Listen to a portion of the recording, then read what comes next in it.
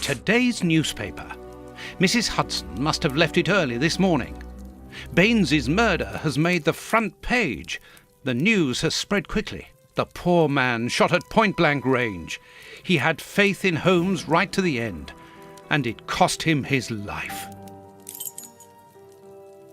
Holmes's pipe. Broken. I didn't notice it the last time. We think that we know the people around us, those who are close to us, who are part of our everyday lives, parents, colleagues, companions, friends. Then something unexpected happens, and it tears away the blinkers which we have chosen to wear. And it's at that precise moment that we finally see the true nature of those who always mattered the most to us. But in Holmes's case, what could have pushed the man, whom I have always considered as honest and loyal, to sink to such barbaric crimes and cold-blooded murder? I don't have the answer, but one thing is certain. Up until today, I had a friend. A noise, but it's coming from the flat, I'm sure.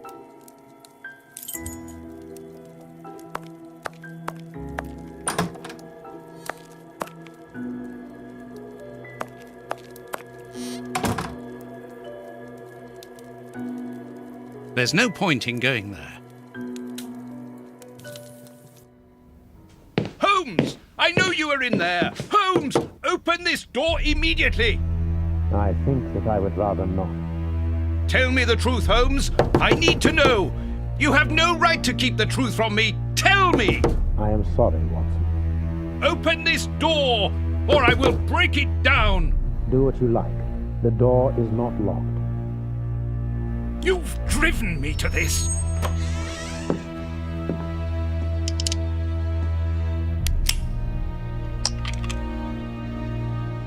It's the police! Open up!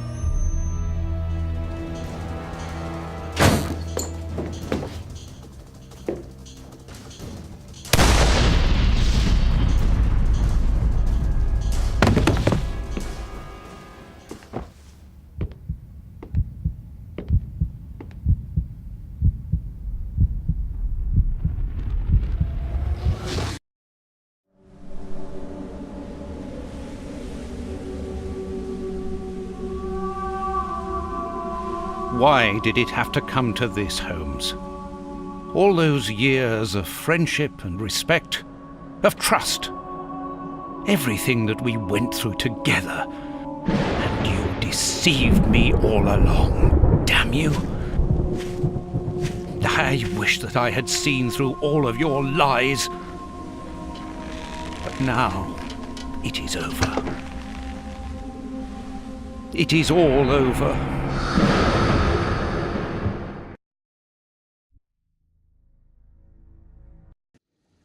After so many days of relentless investigations and sleepless nights, I returned to the Thames area, to the very place where the bishop's nephew had died. I only had one trail left to explore, one last desperate attempt to understand recent events. I descended into the putrid, dark, suffocating depths of the town, the sewers. The fresh breeze from the Thames gave way to the stale, dank air of the dark tunnels. A shadow moving through an underground labyrinth, tormented, wandering through this humid, oppressive purgatory. What I might find mattered little. The most important thing was to keep moving.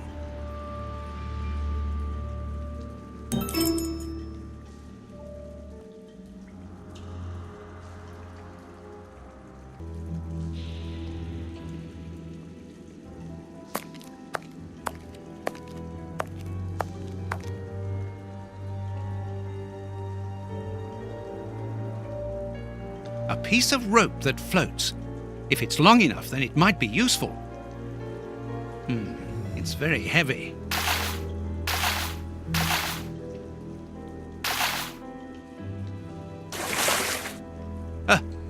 A body!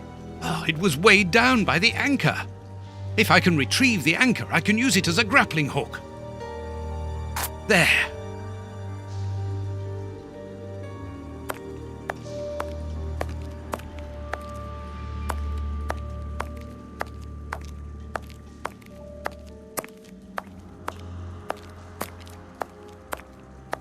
can see something. This butt is still dry, despite the surrounding damp. It was thrown here not so long ago. Let's be careful.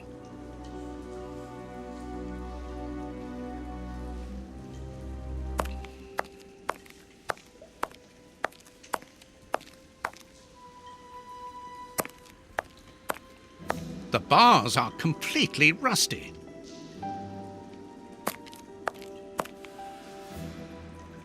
Oops, this bar has come away in my hands.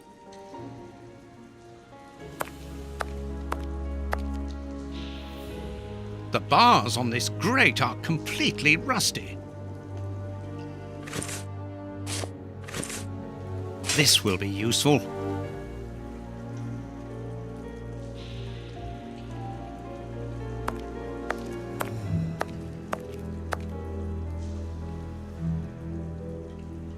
A boat! I'm on the right track. I must cross the canal to see who landed here. A boat!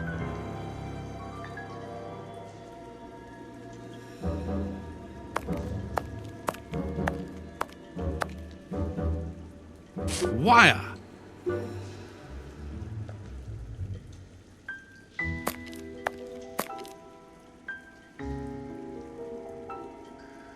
An iron ring. This must be a service trapdoor used to release the water in the event of the sewers overflowing. That's of no use.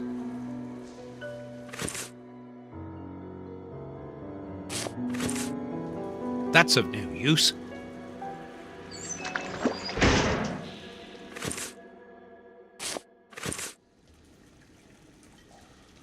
First try. Now let's pull the boat back here. The boat is tied up on the other bank. It's impossible to pull it back to me.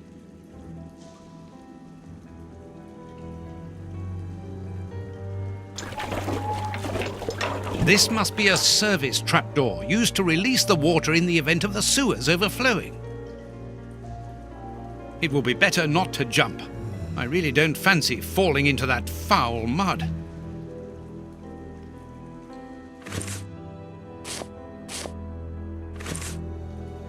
That's of no use.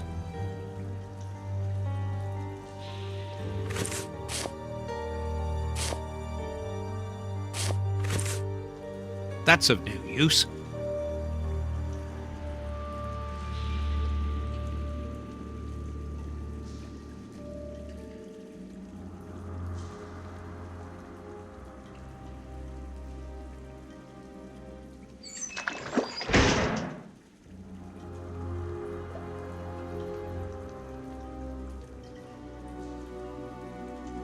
An iron ring.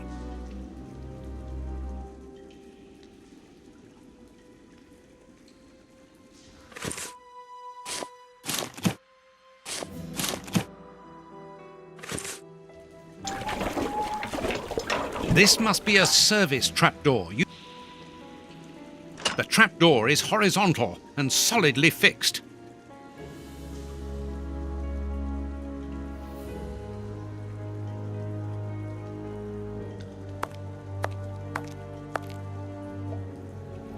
An old scarf with blood on it. This bit of iron seems new and looks like a piece from ordinary machinery.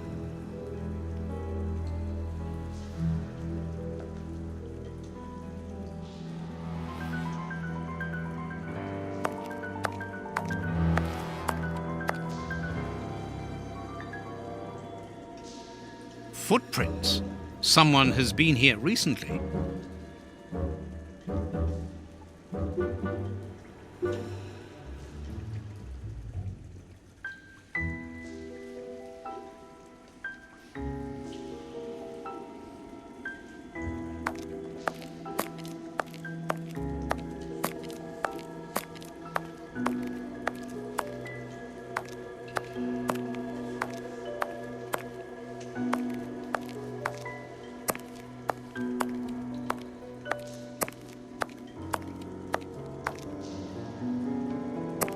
Footprints. Someone has been here recently.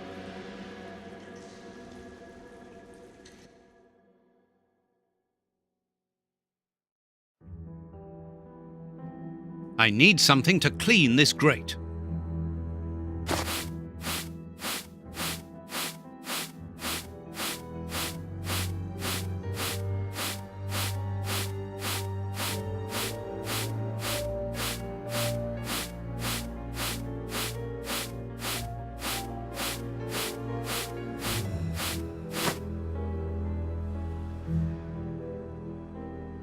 I need something. Incredible! This grate is new and has a mechanical locking system.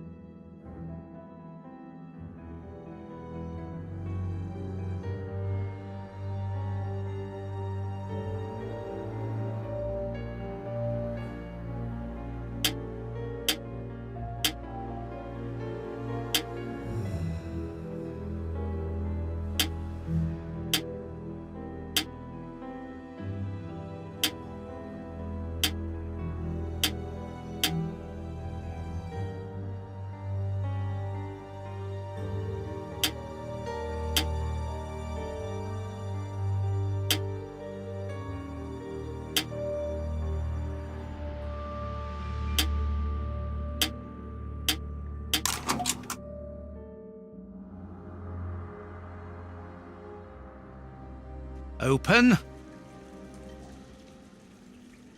Come on, John. Courage. And here's another. See how you like that? Oh, and how does this feel? Don't think you like that much. That'll teach him. Let's see if I can break.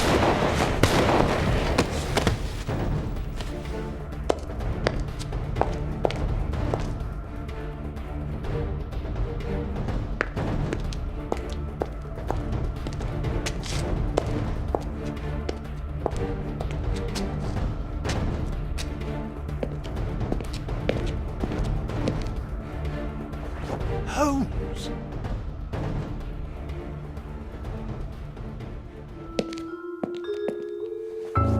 I am so very glad to see you, Watson.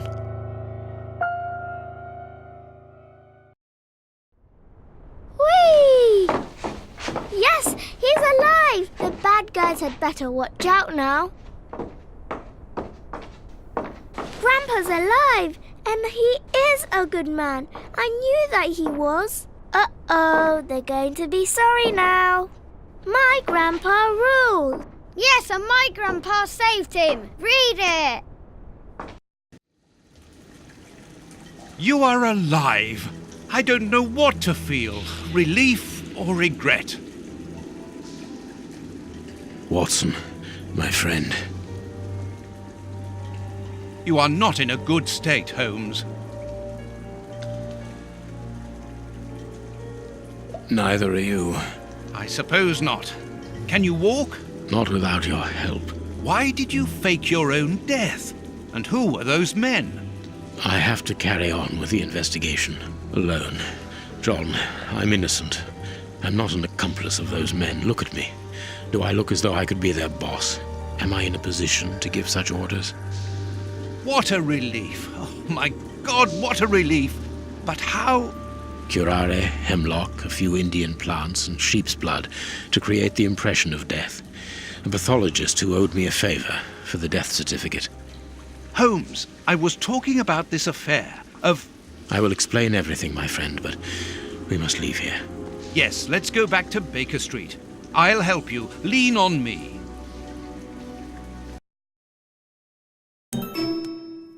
Home at last.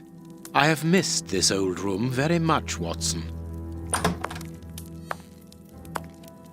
I put everything back in place after Baines went through it, but I didn't stay here. I couldn't face it. Sit down, my friend. It is time for you to know the full details of this case. First of all, I must apologize for the distress that this has caused you, and for my behavior, which was, I know, quite abominable.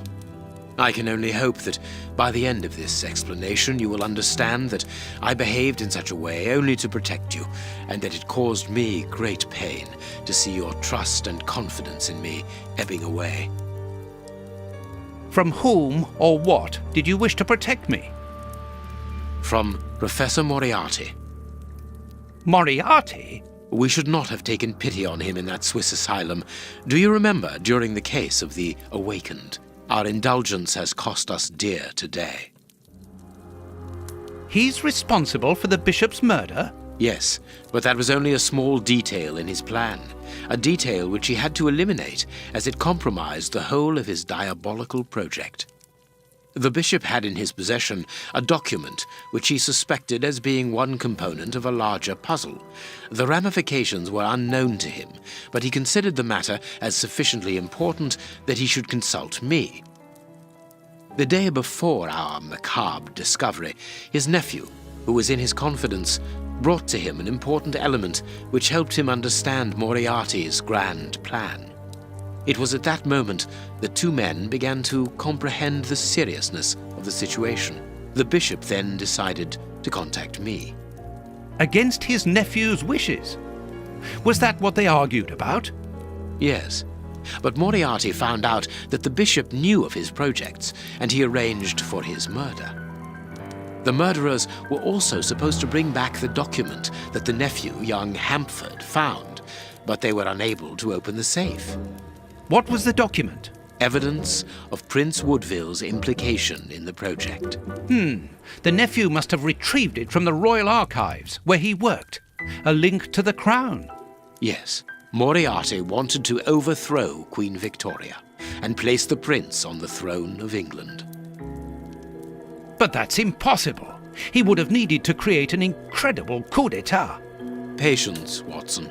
First of all, Moriarty placed his pawns so they might begin to develop and encourage a tense atmosphere, ready to discredit the Queen and thereby raise Woodville's popularity.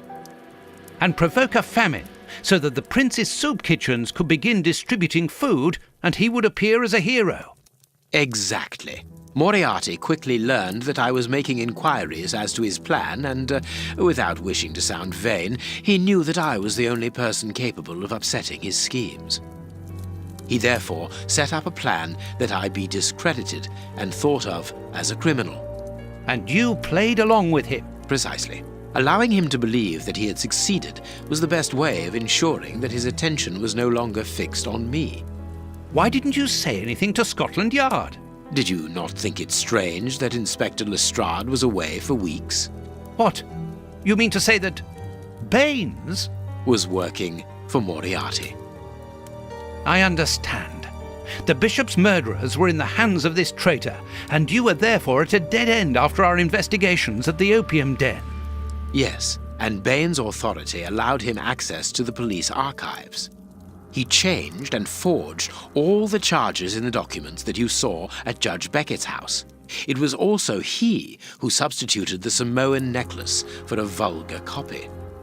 So that was why the judge went to Farley's, to obtain Baines's false information. Precisely, but they each found themselves as instruments in Moriarty's strange orchestra.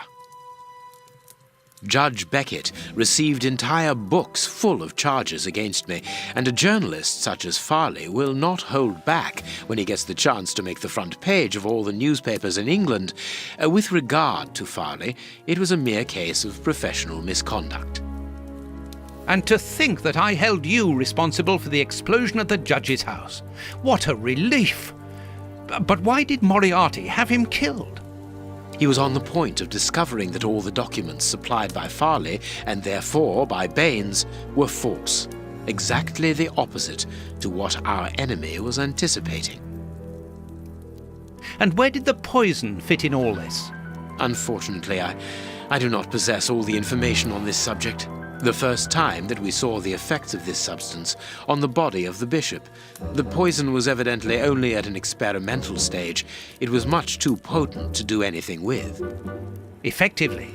But in the second case, Kurtz, I didn't notice a great advance. However, there was one. The poison was no longer fatal. Yes, but the madness was still there. I should remind you that he attempted to devour his own dogs. Correct, Watson, but it was not the second case, as you supposed. Remember the number of other incidences of madness, either collective or individual, relayed in the press in the days prior to it. You mean to say? That Moriarty tested this dangerous mixture on a large number of guinea pigs, apparently with little success, as all those people are now dead. I say apparently, because I do not have the least idea as to the result Moriarty was hoping for. And that's where Hans comes in, isn't it? Moriarty needed him to devise the substance's final formula. And so you helped Hans to escape, so he might lead you to it. Yes, but things did not go as I had planned. The professor's men got their hands on him just after his escape. And you lost his trail. Yes, but I doubted that Moriarty would take Hans to his lair. To find him, I had only one trail, the bomb placed at the judge's house. The trail of the 3 Russian brothers. I found out about the mill by having the anarchists' trail followed by the children in my own secret police. Once again, their help was a determining factor. As regards knowing where to locate Moriarty's lair, I hoped to find the information in the attic of the water mill. I got to it only just in time before Baines turned up. And you were stuck then, weren't you? Allowing him to arrest you would have meant certain death. Regrettably. But Moriarty's plan worked in any case, as after killing Baines, I became England's most wanted man for the murder of a Scotland Yard inspector.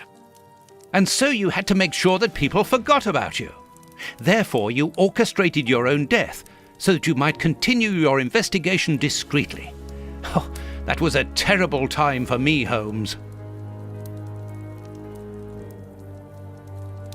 I am sorry, my dear fellow. Well, the important thing is that you are well and truly alive. Yes, but it is not over yet. Moriarty will take action one day or another. You were saying that you had found Moriarty's hideout. Where is it? In an abandoned fun fair on the outskirts of London. It is quite certain that they are all there. Shielman, the prince, and of course, Moriarty. If Moriarty puts the prince on the throne, he'll have his hands on the reins of the kingdom. Her colonies, her diplomatic network, her riches, everything.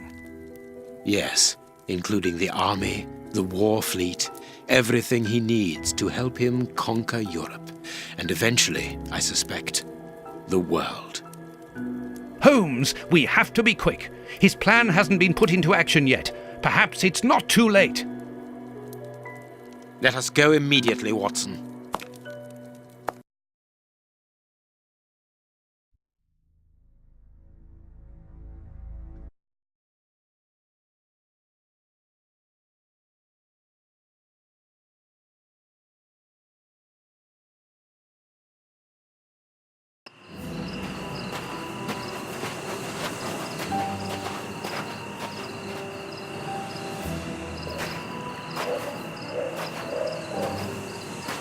Do you really believe that Moriarty is in there, behind that fence?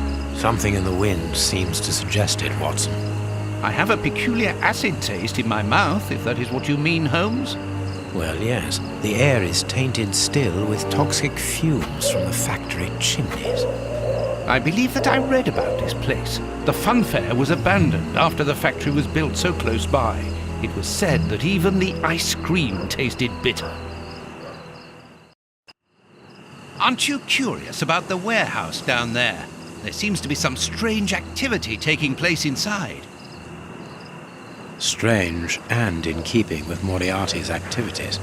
Let us go and see what they're up to.